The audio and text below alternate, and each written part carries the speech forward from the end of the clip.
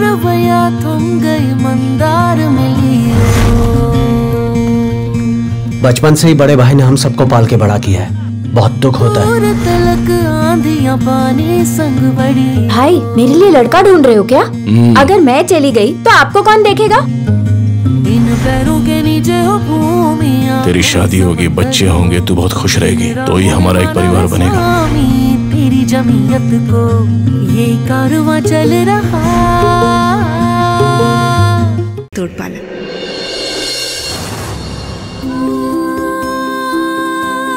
ঠিক যেভাবে তুই থানার দায়িত্ব সামলাস সেইভাবে আমার এই সংসারটার দায়িত্ব তোকে সামলাতে হবে। সবকিছু একেবারে গুছিয়ে ঠিকঠাক করে রাখতে হবে। পারবি না?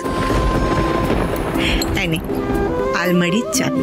না না, তুমি এই দায়িত্বটা বৌদিকে দাও, আমি বরং বৌদিকে সাহায্য করব।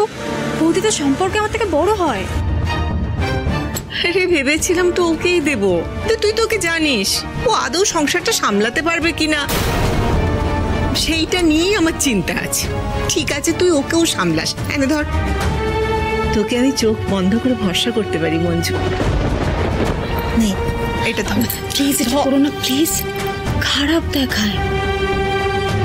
তুমি নিশ্চিন্তে চাবির গোছাটা বৌদির হাতে দাও, আমি সবসময় বৌদির পাশে থাকবো। প্লিজ আমি যেটা বলছি সেটা করো প্লিজ।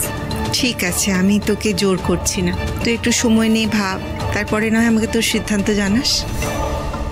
আর একটু সাবধানে থাকিস বুঝলি। বাড়িতে তুই যখন পা দিচ্ছিলিস তখনই যে অঘটনটা ঘটলো, মা পাটা আগে ফেলে ওই কাপড়টার উপর দিয়ে লক্ষ্মীর পায়ের ছাপ ফেলতে ফেলতে আমার ঘরে ঢোকো।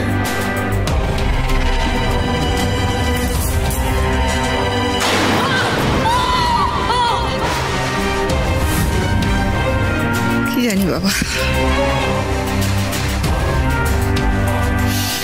ঠিক আছে তুই বস, আমি আসছি।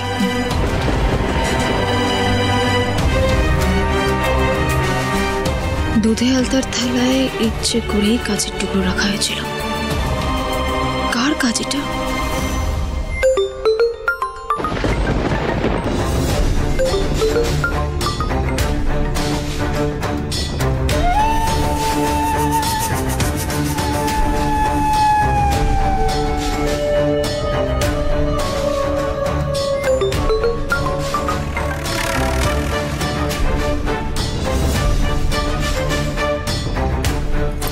কি চাই?